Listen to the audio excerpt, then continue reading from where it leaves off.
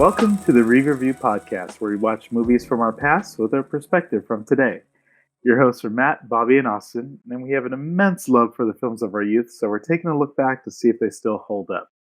On this episode, we are discussing Point Break, released in 1991, directed by Kathryn Bigelow, and starring Patrick Swayze, Keanu Reeves, and Gary Busey. This movie tells the story of an undercover FBI agent trying to stop bank robbers who call themselves the ex-presidents, with a lot of extreme sports involved. Now, this is a fair warning. We're spoiling a 30-year-old movie, so if you haven't seen it, we will be revealing key plot points. This episode was my choice, so I'm going to open this up here with how I felt about the movie. So this is 30 years old, and it was interesting to kind of take a look back on something that was put together in 1991 and almost hit nostalgia buttons that I didn't know I necessarily had, and that's sort of my way of saying I still enjoyed this. It was long, the pacing stunk. It could have been done in an hour and a half or maybe even 60 minutes, which I'm sure some of you might talk about. But I still managed to get through it with a smile on my face. I don't know if it was I just bought into the surfing ethos. I actually felt the extreme sports scenes and the way they filmed the surfing and especially the skydiving stuff, I really enjoyed, which kind of tells you the story itself wasn't as much the thing that I was attached to. There was like multiple stories of Keanu falling in love and Johnny Utah, forgive me, in the most weird circumstances, lying about his parents dying. There's a lot of really brutal and weird stuff with the way they took the story, but I still managed to be interested throughout the entire film. So yeah, I guess I maybe feel I'm a little bit crazy for just doing that. But at some point when someone says, "Oh, fuck it," and jumps out of a plane, I kind of just said, I'm here for this. I'm completely here for this nonsense, and I kind of was for the entire ride through it. So, watching a movie about two men who keep forgiving each other for their transgressions, yeah, maybe not the greatest thing in the world because they're not great people to begin with and to end with, but at the end of the day, I still enjoyed it. Matt, how do you feel?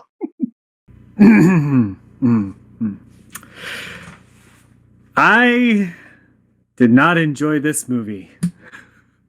To say them, okay. To be fair, I've only watched this movie one time all the way through, and I can honestly say the only things I remembered from it two times, and I only remembered the initial bank heist scene, the shooting the gun in the air scene, and maybe one other sporadic scene, and I remembered none of the rest of it. So in a way, I kind of watched it for the first time, in a number of ways, and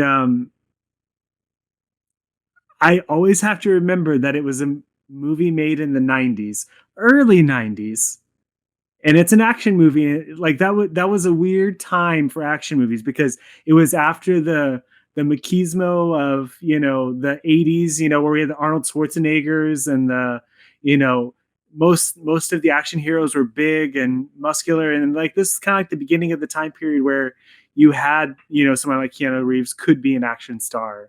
And so it is in kind of that weird time period. My first note is Keanu Reeves, Johnny Utah, is the real bad guy of the movie. He is the worst. I get that. He really human being. Worst. Not good. I did not feel for him at all. I will say that Patrick Swayze's character Bodhi and Busey's character, what was his name, Pappas or something like that, were probably two of the better characters in this, which is weird because I'm not a Busey fan. He always cranks everything up to 11, yet strangely he was kind of endearing in a buddy cop kind of way. He didn't have that typical Busey, crazy edge that was kind of there. I mean, it was kind of a little bit there. They kind of wrote it off as sort of, he was like a conspiracy nut more than anything else towards the beginning, which will lead into my, why are all cops in movies total blank? Do you mean specifically in the 90s or a lot in the 90s. So, you watch Beverly Hills Cop and, like everyone is an incompetent, and I don't know if that's a, commentary on police in general, but even the FBI, to see these, frat house, molded hairdo type dudes, who just have like the worst personalities, who, you know, Johnny Mnemonic shows up and, he is somehow the unpopular kid just because he's from Ohio or Utah or wherever he was from. Um, and it just feels like it's only just to make the main two cops somehow better, or so that they're isolated. They're the underdogs, I guess, or whatever. Yeah, I will say that it did get better in the middle I towards think the you might end. have to be very specific because there's a lot of places where it necessarily wasn't great. I after the attempted busted bank heist, I will say that it Yes. started getting better there for a while. So, like you said, it's very weirdly paced. The beginning of it is very typical for what you would expect for a movie like this, and then it turns into the summer of love for almost an hour. Like when we got to the halfway point, I thought we were almost done. I was There was shocked. so and Bobby, we'll get to this in a moment with you. There was that point where they I felt like they were really selling the surfing ethos, like this majestic way for connecting with nature that Patrick Swayze's character was sort of selling. And then it probably was about halfway through the movie when he was giving his mini speech about. I think it was after they realized that Johnny Utah was an FBI agent, and he's giving his speech that we got to keep doing what we're doing because we're showing the people in their tin cars that there's a life to live. Where there's some like weird thing that he's placed on what they're doing that he thinks is somehow like their Robin Hood, or it just didn't match up with I felt was the original thing of why surfing was going to make you this like better person, but then all of a sudden this is why we rob banks. And this is actually one of the notes that I took down while watching this. The movie couldn't really decide what it wanted to be in a lot of ways. Like there were probably three movies in here, and I don't know if it was, maybe that's how it originally was. Maybe it was, a combination of different scripts that got fused at some point. I don't know how the production for this ran, but there was a spiritual guru-esque nature Mm-hmm. to Bodhi. And they very could have easily kept going down the route. And then yeah, you're right. All of a sudden it's like, gotta stick it to the man, and we have to show them that they're wrong and all the rest of the stuff. And maybe those two things could tie together, but it did feel just kind of like out of left field when it came up. I mean, it feels like some the people who made this movie love bank heist films. They clearly love extreme sports, and maybe they love a broken love story, and they couldn't make it work as cohesively as they needed, but it was still 2 hours. So, Bobby, tell us how you felt. I well, just real quickly about Bodhi. I thought it was interesting because he is a little bit more of a fleshed out character than you might typically get with some of these villains, where they just kind of are like the mustache twirling villains and not quite a full range character. Which I know, obviously, maybe the storytelling part of his character was flawed, but I at least thought he was pretty interesting to watch. And I mean, I did like I thought that Patrick Swayze was pretty well cast in it, and clearly like hot after Roadhouse. So they even mention it in the movie Patrick's Roadhouse, which is to me a clear nod to Roadhouse. But I mean, I thought that Patrick Swayze did a pretty good job in that character, and I felt like they did a pretty good job of having it just a little bit more than maybe like a Bond villain, where just like, ha ha ha, I'm here to take over the world, and for no particular reason. Whereas this guy kind of had a little bit more of a reason for me, and I found that a little bit more compelling. But yeah, I wanted to talk about just the movie overall. I mean, Austin, I'm kind of more in the your realm of it, where I've found it pretty entertaining throughout. I probably haven't watched this movie in 10 plus years, maybe, just a guess, like I feel like we want to looking know at why it you and being even like, watched it oh, 10 like I years want to. ago. What caused you to watch it 10 years ago? I'm a sucker for old movies, and like I feel like me and my old roommate, pulled it out. I don't know if it was still a rental at that time or if it was on TV or whatever, but I feel like I've watched it maybe more recently than, of course, 1990. But I do remember watching it a long, long, long time ago and liking it a lot, and then more recently enjoying it, and then this time also enjoying it, but mostly enjoying it for more like nostalgic kind of ideas. But I grew up with a lot of surfers. I mean, I did try to surf a little bit, and I never got anywhere near any of these guys where I'm like, "Oh, surfing is life," because it was just difficult for me, and I got pretty close to drowning more than I care to admit trying to surf. But I mean, I do like I thought that it was interesting. Like when they pulled out the sex wax, I can remember the smell of it. It's kind of like a fruity smelling candle. Like it's got a smell to it. If you've smelt it before, you'll know exactly what I'm talking about. There were certainly a lot of parts of the movie that I liked. Yes, the pacing was interesting. Yes, it could have probably been a half hour shorter, but I'm particular on short movies. But I mean, I there was a lot that I enjoyed to it. I mean, there was a whole lot that didn't make sense for me at all. Like I didn't understand like a lot of the geography of the movie. I didn't understand like I kind of don't understand what his job entailed other than to get yelled at by a guy from time to time, like specifically in the scene when he interrupted another guy's investigation. Like, was that on them to reach out and tell everybody that they're going to do a raid? Like, I mean, obviously their whole team knew they were going to do it. Like, some of the logistics of the police stuff didn't quite make sense to me. And he Well, threw away his badge at the end of the movie, so I guess he's done being a cop, but maybe he should have been done much earlier than that. I think he was done being a cop much earlier than that, but I might come back to what Matt mentioned in terms of how they were trying to set up both of those characters to be, the two police officers, the two FBI agents that we needed to focus on as being above the others because they look at things differently and they're not as hard nosed. And even when they do stuff wrong, they just get yelled at, but somehow stay on the force because they've ruined so many things as they go along the path.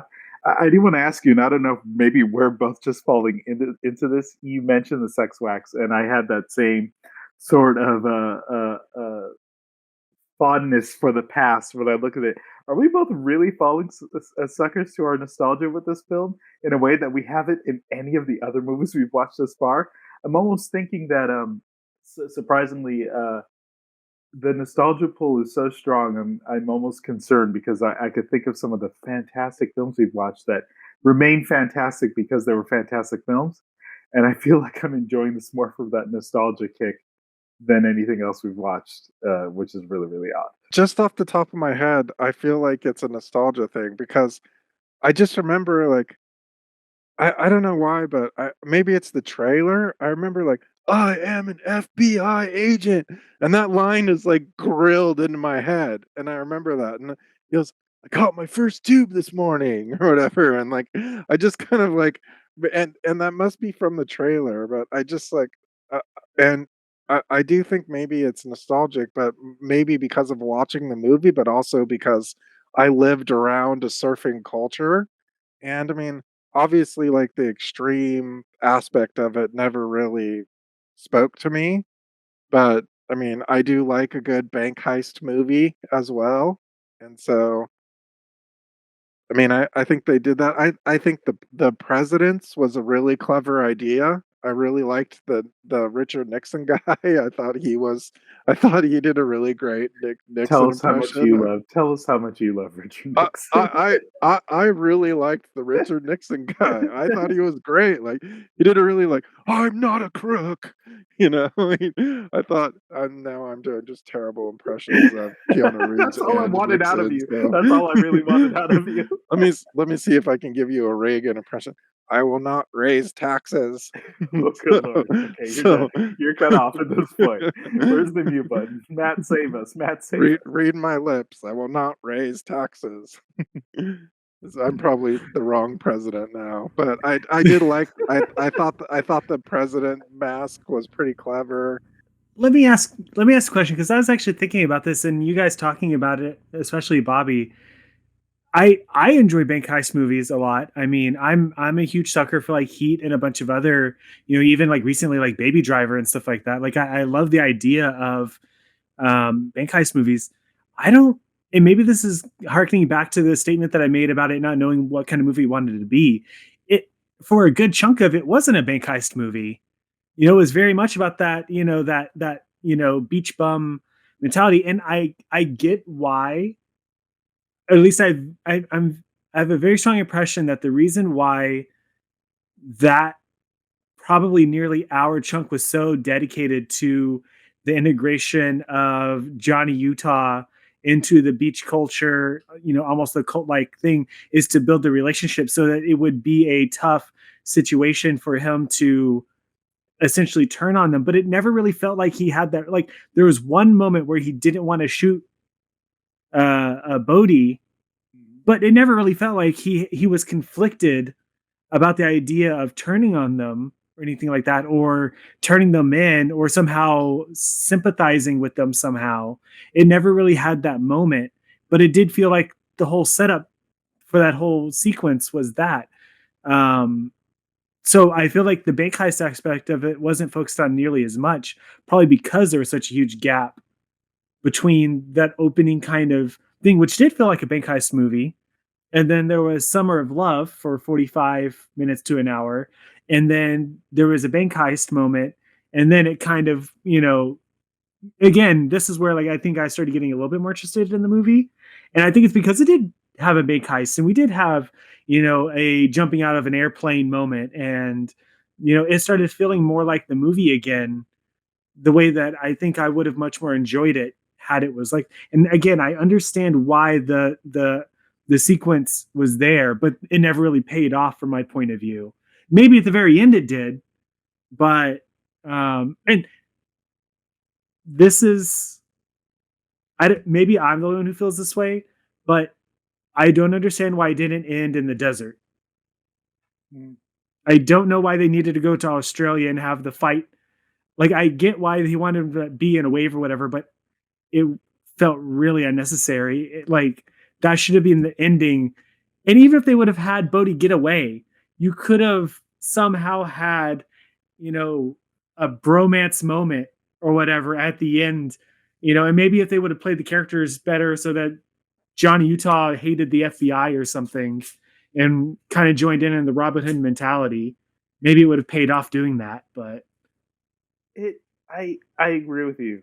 I'm guessing this is probably one of those things. Maybe they tested it. Maybe that there was an idea to end at that point, because it would have felt really good to me if it did. You didn't need this. We don't know how much time passed, and all of a sudden he's in Australia. Then we're getting exposition about Mexico to Sri Lanka to wherever he followed all these trails to get back to Brody. Bodhi. See, I can't even remember his name. Patrick Swayze. And I have to agree, because I mean, what does it mean for him to throw away his badge at the end of the film, except to maybe buy into what you're saying a little bit, which is he was converted that during the Summer of Love, when Taylor calls him out on the surfboard that he doesn't have a furrowed brow and he looks like he's happy. He had that moment of revelation there of, this could be a life that I could live. And again, tying to the culture, and this is why he has a good relationship with the Patrick Swayze character. So, in my sense, I'm saying I agree with you in that you could probably cut the Summer of Love and spend more time on how these surfers actually became bank robbers. So how they became good bank robbers, because we don't actually know that. I actually had a question, actually, and it kind of ties into that. Was Tyler necessary? as a character. It seemed like Tyler She was was only a his foil. motivation to continue She was only a his foil. motivation to continue along with But could have been a bromance instead. It could have totally been a bromance. yeah, it totally could have, but it sounded like she was the reason she was there was for him to take her hostage at the end and for him to Damsel in distress. It was yeah totally that. It go was unfortunately that. And then, as you mentioned, he opens he opens up with her at her place of work by saying, "My parents are dead," because he knew that her parents died. That is some just messed up stuff right there. yeah, and that was what they needed to break them up, right? Because they needed to have that breakup moment in between them to kind of knock him off of his game a little bit, especially right when they all show up after the bank heist and say, "Hey, okay, now we're going to go fly in a plane now." But I had some Yeah. thing come into my head when I was thinking about the summer of love and how Keanu said, I forget his character's name too now. He said, oh, Johnny Utah, yeah. How can I forget Johnny Utah? He he said, and I wonder if part of his backstory is true. We know that he lied about some stuff, but he talked about how he didn't really live his life the way he wanted to. How he did football and then he went to law school. So maybe if that was true, maybe that plays into part of it too. How that's why he was happy when he was doing the surfing. It was something he liked. But I mean, I did feel like him getting into surfing and the way that worked, like that's not how you start surfing. And so I didn't really, Matt. I guess to your point, like part of the surfing, him going into surfing didn't really ring super true for me. And then some of the skydiving stuff was a little bit much for me, especially like jumping out of the plane without a I mean, parachute. Like those are action movie just tropes, doesn't. right? I mean, that I can actually forgive that kind of stuff. I don't really mind a lack of realism because I mean, I could break out any movie from the 80s and 90s and point out all the lack of realism in it. Yeah, I mean, I guess that's one of the things that's a little bit disappointing to me about this movie is that there were a lot of tropes. Like there was a lot of like movie cliches. And to be fair, maybe they're partly cliches because of this movie. But There you go. the I was cop gonna say this was 91, man. Like, yeah, I wait mean a second. the cop situation was totally cliche. A lot of it was But the how good was that power slide? no, Was it- that was Lincoln. really good. But I'll say it's we're 30 years on. We have now watched a movie from 1991. They remade this thing. Did we watch the remake? No, no, I mean part of the no, thing that no, the thing that no, no, the thing no, that no, really no, no. I'm gonna say why no, not yes. The the the the reason this movie worked for me was Keanu Reeves. Um, I actually like the Tyler character. I mean, unfortunately, I mean, okay, I like Lori Petty.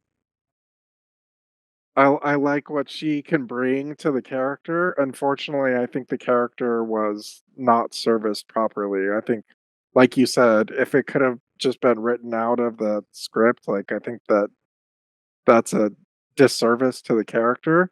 But I think some of the things that I like about this movie were Keanu Reeves and Patrick Swayze, and basically like their charisma and even to a sense, also Gary Busey. And those are what I liked. And if you tell the story and just put in other actors in these spots, like I don't think it plays as well. And it seems like that's what this new So movie is. let's play revisionism game. Like from the benefit of 30 years of advancement in movie making, especially in the action category.